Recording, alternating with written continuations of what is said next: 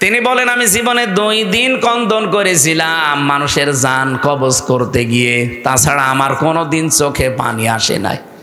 একদিন এই আজরাইল, এই সাদ্দাত যেদিন জন্ম নেয় ওই দিন, আর এই আর একদিন যেদিন ও মারা যায় ওই দিন।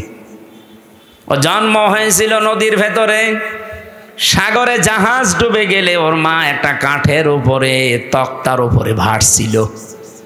ওই সময় ওর জন্ম হয়। কাঠটা বুকের উপরে রেখে দিয়ে সন্তানটা কাঁধের উপরে রেখে এভাবে কষ্ট করে করে চলছিল। হঠাৎ আল্লাহ বললেন, আজরাইল এই মহিলার জান কবজ করে নিয়ে আস। আজরাইল এসেছিল, দৃশ্য দেখে বলছে, আল্লাহ এ অথই সাগরে এই ছেলেটা তোমারে যা বলেছি কাজ করে আসো, কিছু দেখা লাগবে না। ও কিন্তু জান কবজ করার পরে মেয়েটা পানির নিচে তলিয়ে গেছে, আরে বাচ্চাটা সাগরে ভাসছিল এই কাঠের ওপরে। ভাসতে ভাসতে এক কিনারায় পৌঁছিয়ে দিয়েছে ঢেউ তাকে, বাঘে নিয়ে তারে মানুষ করে বাঘের দুধ খেয়ে লোকটা বড় হয়েছে। বলেন তো কোথা থেকে কোথায় নিয়ে এসেছে আল্লাহ তাকে? এই লোকটা যেদিন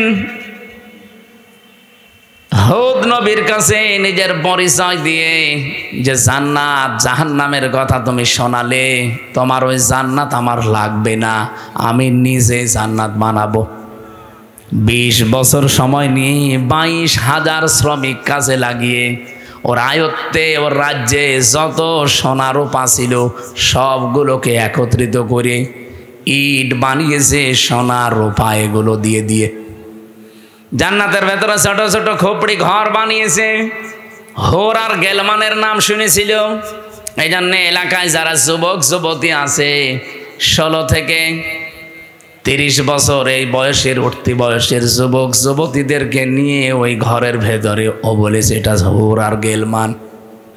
জান্নাত আজকে উদ্বোধন করবে। আমি ঘটনা বলার জন্য এখানে একটা শিক্ষা আছে, ভালো করে শুনবেন, কারণ আমাদের জন্য সামনে এটা হাসতে পারে। জান্নাতে যখন মেন গেটে যাবে আজকে উদ্বোধন করার জন্যে, একটা পিপিলিকা যাবার মতো কোনো রাস্তা নেই, এত কড়া পাহারা চলছে। হঠাৎ করে দেখে জান্নাতের মেন গেটে একজন ফকির বেশে লোক বসা। তো দেখেই রেগে গেছে, এখানে ঢুকলে কি করে? ফকির বেশে লোকটা বলছে, বাদশাহ একটু মাথা নিচ করেন ঘোড়ার পিঠ থেকে, আমি একটা কথা আপনাকে শোনাবো। বলে এখন না, পরে তোমার কথা শোনা যাবে, আমি আগে জান্নাত উদ্বোধন করে নেই। হযরতে আজরাইল ছিল ফেরেশতা, অনেক ডাক দিয়ে বলছে, দেখেন আমি একবার যার কাছে আসি জীবনে ডবল আমার আর আশা লাগে না। আমি ফকির বেশে এসেছি, মনে হচ্ছে ফকির, আমি কিন্তু দুনিয়ার সাধারণ ফকির না, আমি আজরাইল। এই জানটা কবজ করবে। আল্লাহ রাব্বুল আলামিন নির্দেশ দিয়েছেন, ইযা জাজালুহুম লা ইস্তাখিরুনা সাআতাও ওয়া লা ইস্তাকদিমুন। যখন যার কাছে আজল চলে আসে মানে মরণ, ওকে আমি 1 সেকেন্ড আগেও দেই না পরেও দেই না, নির্ধারিত সময় তুলে নেই। এই লোকটা জোর করে বলেছিল, ফেরেশতা একটু সময় দাও, আমি শুধু বানানো জান্নাত এক নজর দেখেই চলে আসবো, তখন আমার জান নিয়ে নিও, আমার কোনো আফসোস নেই। ফেরেশতা বলেছে, না, জান্নাতের চৌকাঠ পর্যন্ত স্পর্শ করার কোনো অনুমতি আমার কাছে নেই। ঘোড়ার পিঠ থেকে লোকটা তারপরও জোর করে নামতে গিয়েছে, ওখান থেকে জান কবজ করেছে ঘোড়ার পিঠ থেকে। তাফসিরে তাবারিতে দেখেছি জান্নাতের চৌকাঠি স্পর্শ করার আগে ও মাটিতে দ্রাস করে পড়ে গেছে। এখানে আমার কয়েকটা শিক্ষা পেলাম, আপনারা হয়তো টের পাচ্ছেন না, তাই আমি কিন্তু টের পেয়েছি। এখানে শিক্ষাগুলো কি? তাফসিরে তাবারি ও নাটোরবাসী আজরাইল বলেন, এই দিন ও যখন আমার কাছে অনুমতি চাইছিল যে 20 বছর একাধারে 22,000 শ্রমিক কাজ করে, আমি বিশাল আকাঙ্ক্ষা নিয়ে আসি যে একটু প্রবেশ করে চলে আসব, আল্লাহর নির্দেশ ছিল না। আমি এই দিন ওর জান কবজ করতে গিয়ে কেঁদে ফেলেছিলাম। তাহলে আজরাইল কেঁদেছে একটা লোকের জন্য জীবনে 2 বার, একবার ওর মায়ের জান কবজ করার সময়, একবার ওর জান।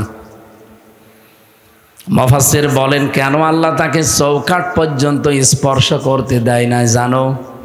যখন হুদ নবীর কাছ থেকে জান্নাতের বর্ণনাগুলো শুনে শুনে জান্নাত বানাচ্ছিল, নবীকে বলছে কিভাবে আল্লাহ জান্নাত বানিয়েছে, তোমার তো ওই সহিফার ভেতরে আছে, ওই সহিফা থেকে বলো দেখি। আমাদের নবীকে আল্লাহ বড় কিতাব দিয়েছিলেন, অন্যান্য নবীদেরকে আল্লাহ ছোট ছোট কিতাব দিয়েছিলেন, ওইটার নাম কি? সহিফা। ওখানে জান্নাত জাহান্নামের বর্ণনা ছিল, কিছু উপদেশ ছিল। ওখান থেকে বর্ণনা শুনে শুনে যে জান্নাত এইভাবে এইভাবে আল্লাহ বানাবে, ও ঠিক ওই কায়দায় বানিয়েছে। যেহেতু স্বর্ণ রাখবে, রূপা লাগবে, স্বর্ণ এত পাওয়া যাবে কোথায়? যেখানে যা পাওয়া যায় নিয়ে আয়। ওই দেশে একটা বিধবা মেয়ে লোক, মা বাবা নেই, কিছুদিন আগে বিয়ে হয়ে স্বামীটা গেছে মারা। ওর পাইক পিয়াদা যারা আছে ওরা সেই মেয়েটাকে বলছে ওইটা দিয়ে দাও, বাদশার স্বপ্ন পূরণে জান্নাতে কাজে লাগবে। মেয়েটা ওই দিন মাথায় গড়াগড়ি দিয়ে, মাটিতে গড়াগড়ি দিয়ে বলেছিল এটা নেবেন না, এটা আমার জীবনের শেষ সম্বল, আমার মা বাবা নেই, আমার স্বামীটাও নেই। জোর করে বাদশার এই স্বপ্ন পূরণের জন্য নিয়েছে।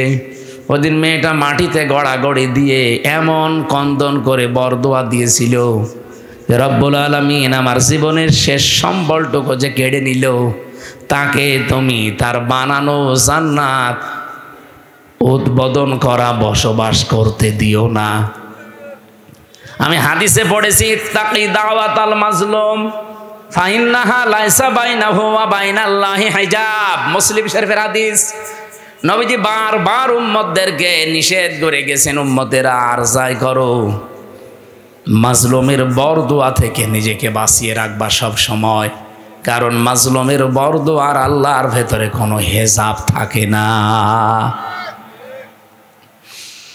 এই মেয়েটা যখন মাটিতে গড়াগড়ি দিয়ে কেঁদে কেঁদে বরদোয়া দিচ্ছিল, আমার আল্লাহ ওই দোয়াটা সঙ্গে সঙ্গে কবুল করে নিয়েছে, কারণ কোনো পর্দা নেই।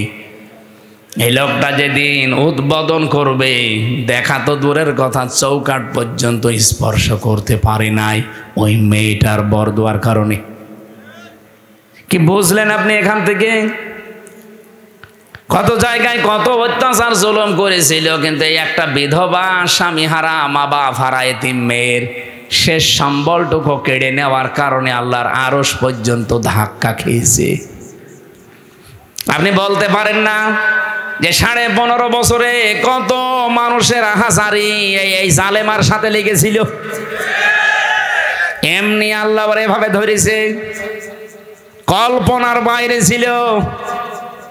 আগস্টের 5 তারিখের 2টা পর্যন্ত কেউ জানে না যে ও পালাবে।